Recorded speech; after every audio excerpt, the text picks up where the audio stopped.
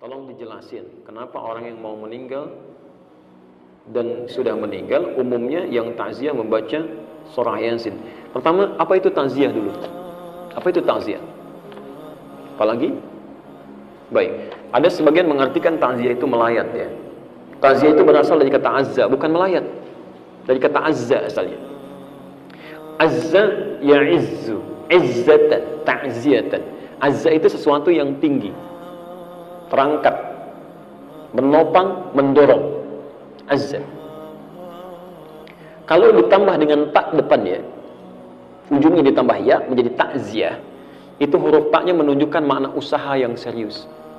Jadi usaha yang sungguh-sungguh untuk mengangkat, mendorong, menaikkan lagi sesuatu yang turun. Kenapa takziah dinamakan dengan takziah? Pesan Nabi-nya dua.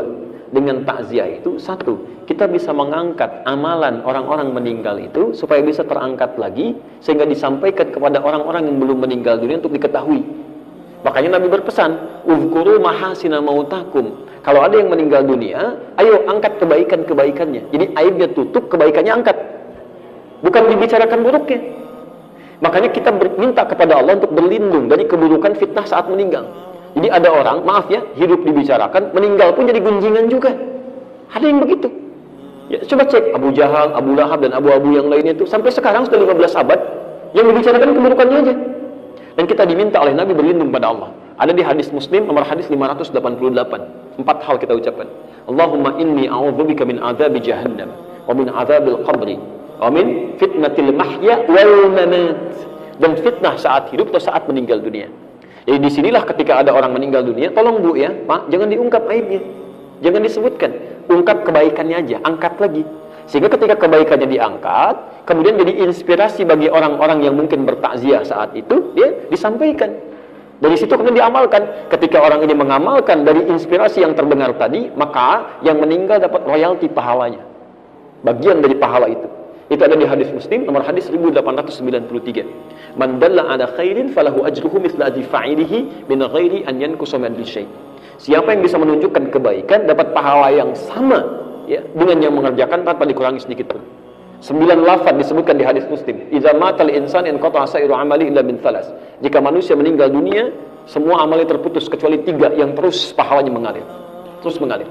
Sedekah jariyah, ya, sedekah yang pahalanya mengalir. Antum simpan mushaf di sini cuma modal 50.000, dibaca oleh orang, antum meninggal mushafnya masih ada, pahala masih mengalir. Ilmin yuntafa'u bihi, ilmu yang dimanfaatkan. Aw waladin shalihin yad'u lahu, atau anak yang soleh yang mendoakan untuk keduanya. Yang kedua, mengangkat orang yang masih hidup dari keluarga yang ditinggalkan oleh orang yang meninggal. Kadang-kadang muncul suasana duka. Ada yang sedih, kan? Ada yang kadang-kadang masih sedikit menyesuaikan. Antum datang, memberikan hiburan di situ.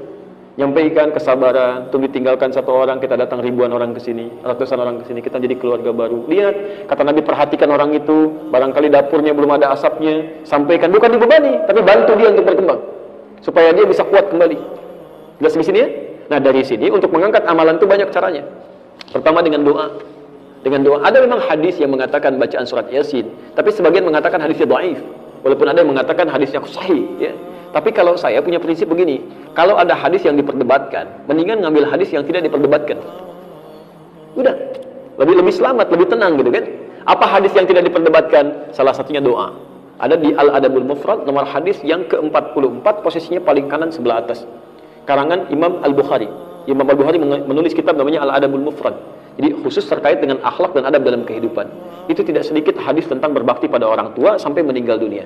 Di hadis itu disebutkan, saat seorang anak beristighfar saja, memohon ampun ya, kepada Allah untuk ayah yang telah meninggal dunia, tiba-tiba di alam kuburnya diberikan oleh Allah, diangkat 1 derajat.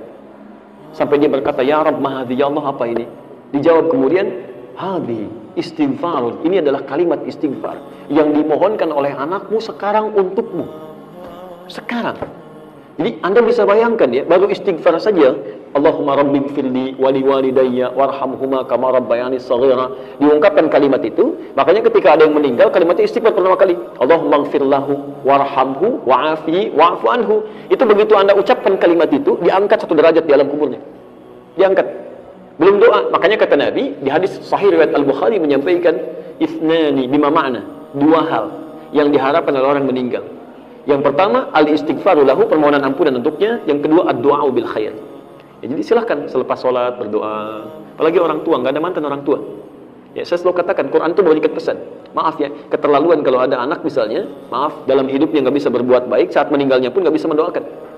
Bahkan kata Quran, kalau orang tuanya masih ada, walaupun usia anaknya lebih daripada 40 tahun, misal, anaknya usia 70 tahun, orang tuanya 100 tahun, masih ada orang tuanya.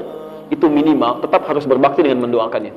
Itu ada di Quran, surah ke-46, ayat 15. Bahkan mendoakannya yang baik-baik. Ya Allah, hamba bersyukur atas nikmat yang diberikan pada hamba saat ini. Di balik segala kenikmatan itu, ya Allah, mohon berikan semua pahalanya untuk orang tua saya juga. Berikan kebaikan untuk orang tua saya juga. Karena barangkali kesuksesan yang Anda raih itu cuma 30% hasil kerja keras Anda. 30%. 70% yang mungkin orang tua yang menangis dulu, ibu yang sambil tahajud nangis, bapak yang sambil mencangkul di sawah dengan peluh keringatnya berdoa, ya Allah, anak saya jangan sampai begini ya Allah. Satu singkong dibagi 16 orang. Mohon jadikan dia lebih baik daripada saya. Berikan kenikmatan dalam hidupnya. Itu yang menjadikan Sayyidah Hajar bolak-balik Safa Marwah, yang mendapatkan airnya anaknya. Tapi yang kerja keras kan ibunya. Maka dari situ adabnya setidaknya doakan. Sudah hidup gak bisa memberikan senyuman, sudah meninggal gak bisa mendoakan juga. Dan Anda mengakui sebagai bagian orang tua gitu ya. Itu tidak tepat. Dan doanya yang baik-baik ya. Begitu masuk rumah sakit, minta kesembuhan, minta kebaikan.